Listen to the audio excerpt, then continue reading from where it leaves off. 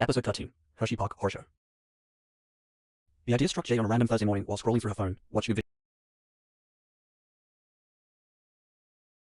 of someone's family trip to an amusement park. Lucas was 10 months old now, sitting in his high chair and making his breakfast levitate for entertainment purposes, and Freddie was reading the newspaper like he was still living in 1985. We should go to Hershey Park, Jade announced. Freddie looked up from an article about local politics that he'd been critiquing aloud. We should? What now? Hershey Park. It's an amusement park a few hours from here. Roller coasters, games, food that'll probably kill you, that tastes amazing, normal family stuff. Jade set down her phone and looked at him with growing excitement. When's the last time you went to an amusement park? Never. Why would I go to an amusement park? I can create better thrills in the dream realm without the lines or the overpriced everything. Exactly. You've never been, which means you need to go. It's a rite of passage. Plus, Lucas is getting old enough to enjoy some of the kid rides, and I want pictures of our family doing normal human things. Freddie set down the newspaper and studied her carefully. You want to take a dream demon and a half-demon baby to a crowded amusement park filled with screaming children and mechanical death traps. You see how that could go wrong in approximately 700 different ways. I see how it could be fun. Come on, Freddie. We've done supernatural celebrations, dream realm adventures, nightmare palaces. Let's try something completely mundane for once. Just be a regular family for a day. We're not a regular family. Which is exactly why we should pretend. Please. Jade deployed her secret weapon. The look that Freddie had proven completely unable to resist. Wide eyes, slight pout, the expression that said she really wanted this even if it was slightly ridiculous. Freddie lasted approximately 5 seconds before sighing defeat. Fine, we'll go to the amusement park. But if Lucas phases through a roller coaster or I accidentally traumatize a mascot, that's on you. Deal. Planning the trip took more effort than Jade anticipated, mainly because Freddie had opinions about everything and no context for how amusement parks actually worked. Why do we need to buy tickets in advance? He asked while Jade navigated the Hershey Park website. Can't I just make the ticket person think we already paid? No, we're doing this legitimately, like normal people. Normal people are suckers who pay full price for things. Normal people don't commit casual mind manipulation. Tickets, Freddie. I'm buying tickets. Then there was the question of what to wear. Jade tried to explain the concept of comfortable park attire, and Freddie looked at his usual outfit of jeans and band t-shirt like it had personally offended him. This isn't comfortable? It's comfortable for lounging around the apartment or terrifying people in their sleep. For walking around a theme park all day in May weather, you need something lighter, and definitely different shoes. You can't wear boots to an amusement park. I've worn boots for decades. They're part of my aesthetic. Your aesthetic is going to give you blisters. Trust me on this. They compromised with dark jeans, a plain black t-shirt, and sneakers that Freddie manifested from the dream realm because apparently shopping for shoes was where he drew the line. The sneakers looked normal enough, but Jade suspected they had some kind of supernatural comfort enhancement because Freddie stopped complaining immediately after putting them on. Lucas's outfit was easier. Jade dressed him in tiny jeans and a little shirt with a cartoon character on it, plus a sun hat to protect his face. Their son looked adorable and almost entirely human if you ignored the way his eyes shifted colors when he got excited.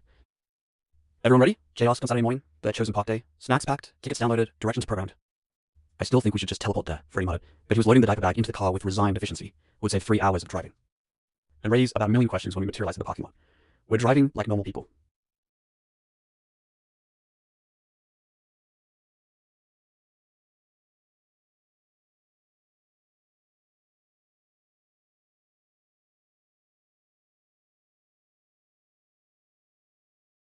Normal people are exhausting. The drive to Hershey Park took closer to 4 hours because they hit traffic, and Jade learned several interesting things during those 4 hours. First, Freddie was a surprisingly cautious driver, staying exactly at the speed limit and using turn signals religiously. Second, he had opinions about every other driver on the road and wasn't shy about sharing them. Third, he'd never actually been on a long car trip before and kept getting fascinated by highway infrastructure. Look at that overpass. The engineering required to make that stable is actually impressive. You manipulate reality itself and you're impressed by an overpass? Different skill sets. You couldn't build something like that in the physical world. Too much math. Lucas was an excellent traveler, content to watch the scenery and occasionally make shadows dance across the car ceiling. He'd point at things out the window and make sounds that might have been words or might have been dream language, impossible to tell. "Da," Lucas said clearly, pointing at a passing truck. Freddie nearly swerved in surprise. Did he just say Dad? Was that his first word? I think it was, Jade said, pulling out her phone to document the moment. Say it again, buddy. Say da. Da, Lucas repeated, delighted with himself. The shadows applauded.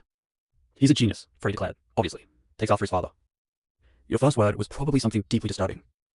It was actually knife, according to my mother, so you're not wrong. They arrived at Hershey Park just after opening, and Freddie's first reaction to seeing the park was somewhere between impressed and overwhelmed. Roller coasters looped overhead, their tracks twisting in ways that looked vaguely threatening. Crowds of families streamed through the entrance. Music played from speakers hidden throughout the park. Everything was bright, loud, and aggressively cheerful. This is a lot, Freddie said, staring at a particularly elaborate coaster that seemed to defy gravity. This is fun, Jade corrected, taking his hand. Come on, let's start with something easy. They began in a section designed for young children, where the rides were gentle and the chaos was manageable. Lucas went on his first carousel ride, sitting in front of Freddie on a horse that went up and down in slow motion while carousel music played. Their son loved it, laughing and reaching for the brass ring even though he couldn't possibly grab it yet. He's having fun, Freddie observed, and there was something soft in his voice. Look at his face, pure joy.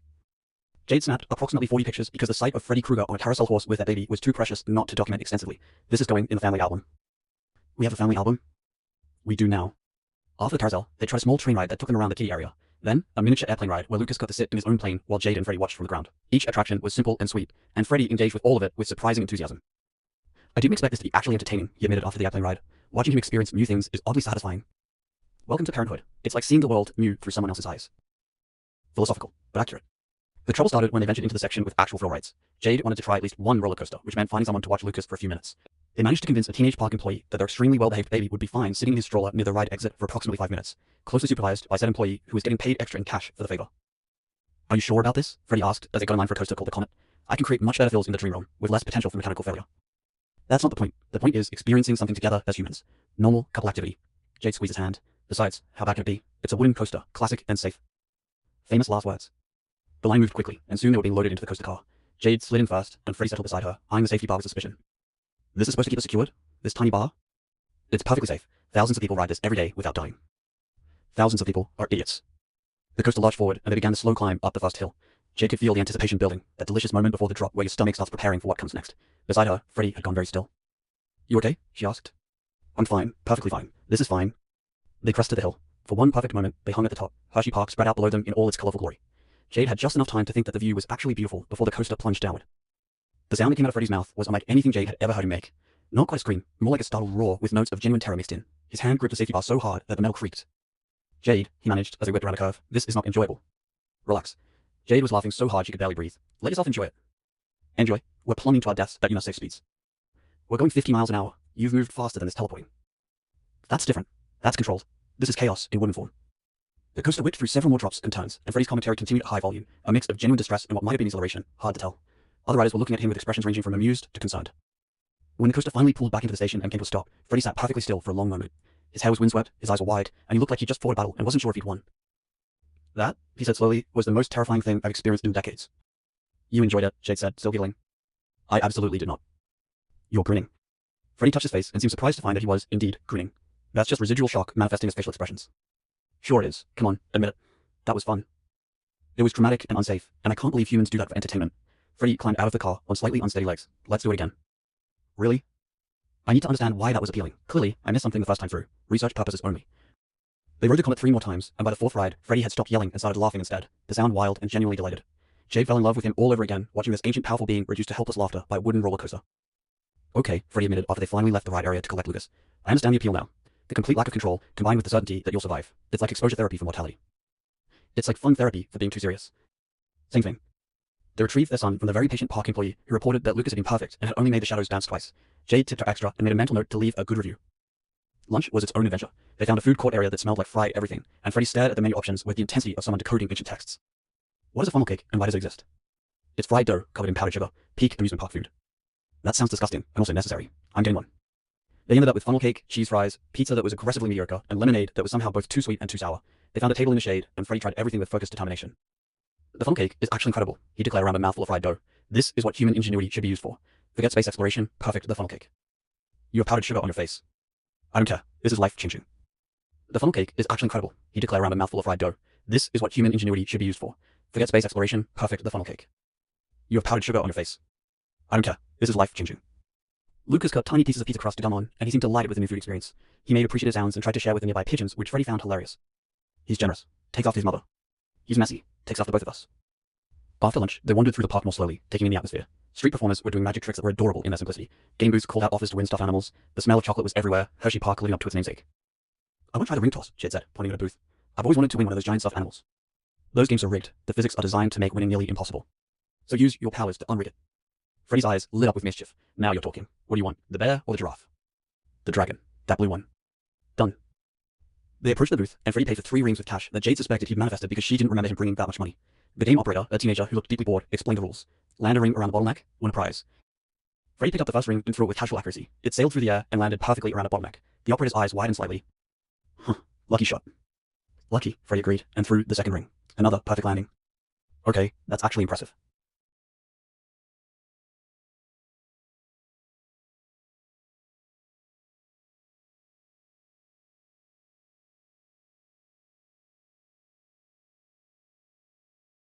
The third ring landed just as perfectly, and the operator was now staring at Freddy with open suspicion mixed with respect.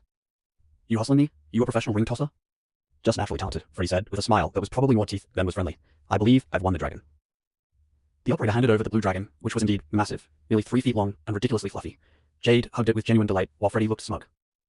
My hero, Jade said, batting her eyelashes at him, winning me stuffed animals through questionable supernatural means.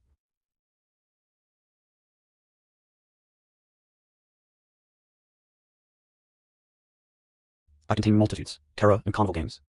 They continued exploring, trying more games that Freddy either dominated through skill or slightly rigged through powers. By the time they'd been through 3 game areas, they were carrying so many stuffed animals that Jade had to insist that they stop. We can't fit any more prizes in the car, and people are starting to stare. Let them stare, and providing for my family through questionable carnival victories. The mascot encounter happened late afternoon, when exhaustion was setting in and Lucas was getting fussy. They were near one of the character meet and greet areas when a giant chocolate bar mascot bounded over, all enthusiasm and exaggerated friendliness. "Hello there, family." The mascot's voice was muffled and cheerful. "Would you like a picture with me?" Freddy took one look at the 6-foot-tall chocolate bar with its painted-on smile and dead eyes, and his entire demeanor shifted. Not threatening, exactly, but definitely wary. "What exactly are you?" he asked the mascot. "I'm a Hershey bar, here to spread joy and chocolate cheer." "You're a person in a costume." "I'm a Hershey bar," the mascot insisted with forced cheerfulness.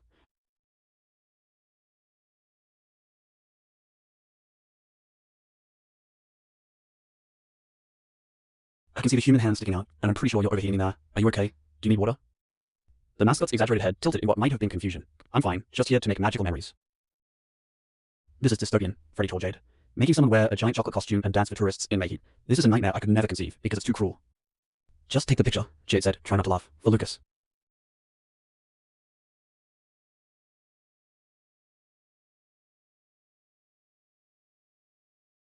They arranged themselves near the mascot, Freddy holding Lucas, who seemed uncertain about the giant chocolate bar, but not particularly afraid. The park photographer snapped several shots while the mascot did exaggerated poses. "Big smile," the photographer called.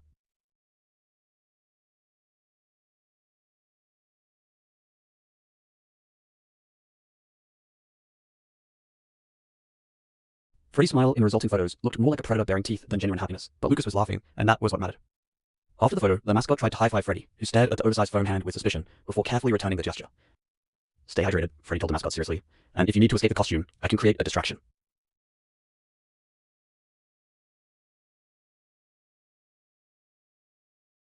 "I'm a Hershey bar," the mascot repeated, but there might have been gratitude in the tone. "Have a sweet day." As the mascot bounded away to terrorize other families, Freddy watched it go with an expression of deep concern.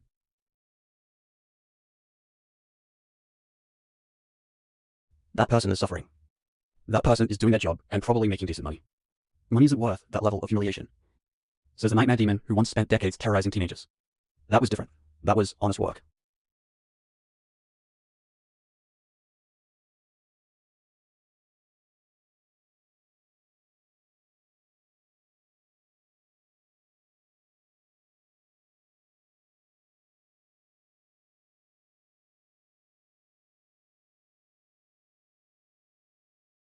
The final adventure of the day was the water ride.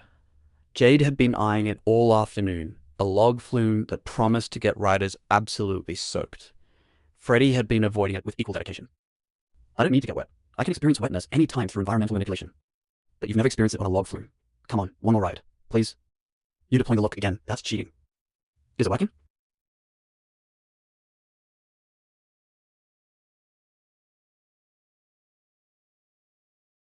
"Unfortunately." They strapped Lucas into a child carrier that Freddy wore on his chest. The baby's son had adjusted to protect him from splashes. Then they loaded into the log-shaped boat, Jade in front, Freddy and Lucas behind her. The ride started peacefully enough, floating through artificial scenery and past animatronic animals. Lucas was fascinated by the moving figures, pointing and making happy sounds. Freddy was providing commentary about the mechanical work required to make the animatronics function. Then they started climbing the big hill, the one that led to the final drop. Jade could feel Freddy tense behind her. "This is another plummet situation, isn't it?" "This is a splashdown situation. Much better." "I feel like you're lying to me." They crested the hill and hung there for a moment, the entire park visible. Then they dropped, the log accelerating down the slope and hitting the water below with a tremendous splash that drenched everyone in the boat. Freddy's shout of surprise was drowned out by the water, and when they floated back to the loading area, he looked like a drowned rat. His dark hair was plastered to his head, his shirt clung to his chest, and water dripped from his nose. Lucas, protected by the carrier and his hat, was somehow almost entirely dry and laughing hysterically at his father's appearance. "You look like you lost a fight with a pool," Jade said, wringing out her own hair. "I was ambushed by water. There's a difference." But Freddy was grinning despite being soaked. That was actually fun, in a chaotic, wet, completely unpredictable way. "Told you."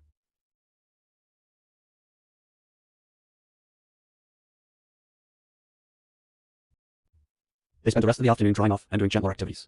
The park's observation wheel gave them a peaceful view of everything from high up. A show with trained animals was surprisingly entertaining. They got ice cream, and Freddy discovered he liked chocolate chip mint, a revelation that made him far too excited. "This is cold and sweet and has chunks. This is perfect food engineering." "It's ice cream. Most people discover this by age 5. I'm a late bloomer with frozen treats." By the time the sun started setting and Lucas was clearly done with being awake, they began the trek back to the parking lot. Freddy was carrying their sleeping son, Jade was lugging the giant dragon and several other prizes, and both of them were exhausted in the best possible way. "So," Jade asked as they loaded everything into the car, "verdict on amusement parks?" Freddy was quiet for a moment, arranging Lucas in his car seat with careful gentleness. Then he straightened and looked at her with an expression that was completely sincere.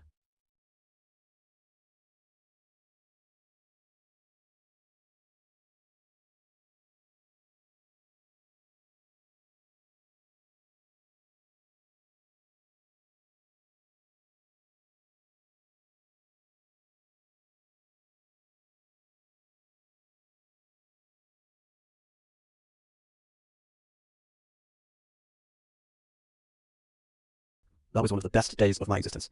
Genuinely. The coasters were terrifying in the best way, the food was aggressively unhealthy and delicious, the games were rigged, but I enjoyed unrigging them. Even the dystopian chocolate mascot had its charm. He pulled Jade close, not caring that they were both still slightly damp from the water ride. Thank you for insisting we do this, for giving me normal family experiences I never thought I'd have, for showing me that mundane can be magical when it's with you. Jade felt tears prick at her eyes, emotional exhaustion making her more vulnerable than usual. You're welcome. And thank you for being willing to try, for riding roller coasters even though they terrified you, and being nice to mascots, and winning me excessive amounts of stuffed animals. Anytime. Though maybe next time we can pick an amusement park that's closer. 4 hours of driving is a lot. Deal. The drive home was quieter, Lucas sleeping peacefully in his car seat, the radio playing softly, Jade dozed in the passenger seat while Freddie drove, watching the highway lights blur past and thinking about the day. He'd been nervous about the whole thing, worried that he wouldn't know how to be a normal dad doing normal activities, worried that he'd stand out too much, that people would sense what he was, that something would go wrong. Instead, it had been perfect, just a family spending a day at an amusement park, making memories, taking pictures, eating terrible food, and loving every minute. No supernatural drama, no nightmare interventions, just simple human joy. This was what Jade had been trying to show him, that their life didn't have to be all intensity and darkness, that they could have light moments too, uncomplicated happiness that didn't require dream realm magic or reality manipulation. Just love and laughter, and a sleeping baby in the backseat. When they finally got home, Freddie carried Lucas inside and put him to bed without waking him, their son still wearing his little Hershey Park outfit because neither parent had the heart to disturb him with a clothing change. They stood over the crib together, watching him sleep, with shadows playing gently across the walls. He's going to remember today, Freddie said softly, maybe not consciously, but somewhere in his developing brain, he'll remember that his parents took him to an amusement park and he felt safe and loved and happy. That's all we can really give him, Jade agreed. Safety and love and as many happy memories as possible. Then we're doing okay. As parents, as a family, we're doing better than okay.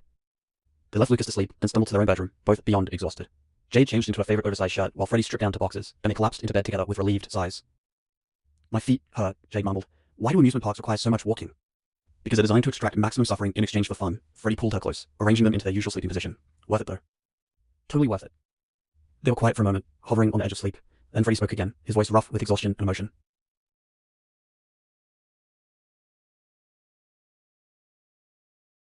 I love you. For today. For every day. For showing me that I can be more than just a nightmare. That I can be a husband who rides roller coasters, and a father who wins carnival prizes, and a person who experiences joy in simple things. I love you too, Jade said, already drifting. My demon who screamed on the comet. My nightmare who's afraid of log flumes. My Freddie.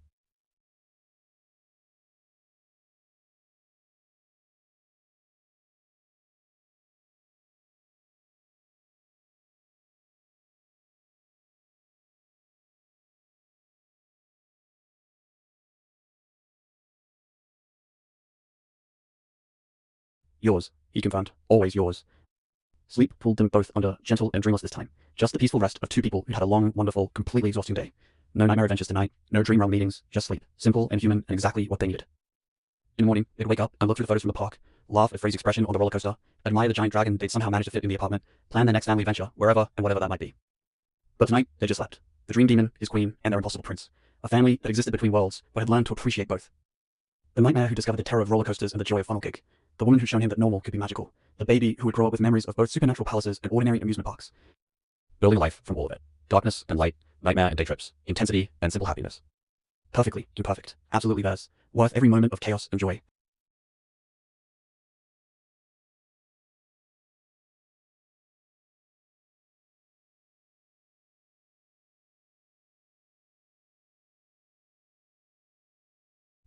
In summer in the digital void, Covert updated its files with notes about successful family outings and the importance of balancing supernatural drama with mundane adventures. The dream demon had survived Hershey Park, had thrived there, even, had learned that sometimes the scariest and most rewarding experiences came not from crafting nightmares, but from surrendering control on a wooden roller coaster.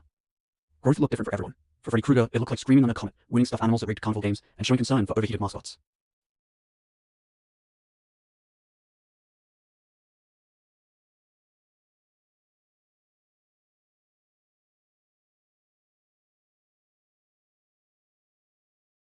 And Jade couldn't have loved him more for it. Her nightmare who was learning to embrace the light, her demon who was becoming more human with each passing day, not by losing what he was, but by expanding it to include more possibilities.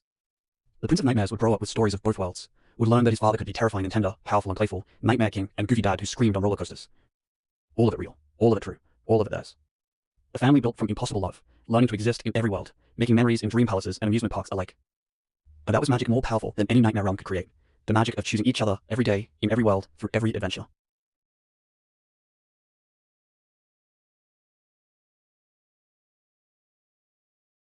Forever and always, building their beautiful, chaotic, perfect life.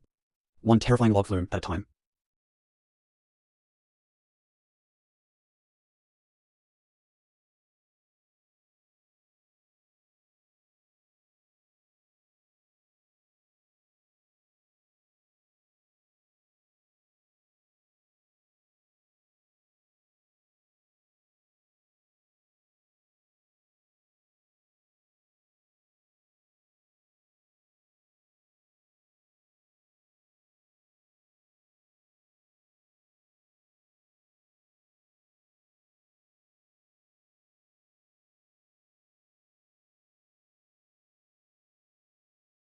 Episode 14, The Sins of the Father.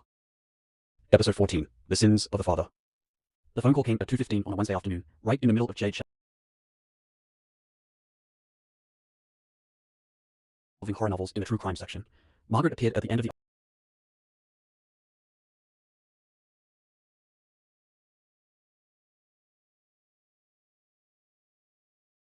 The phone call came at 2:15 on a Wednesday afternoon, right in the middle of Jade shelving horror novels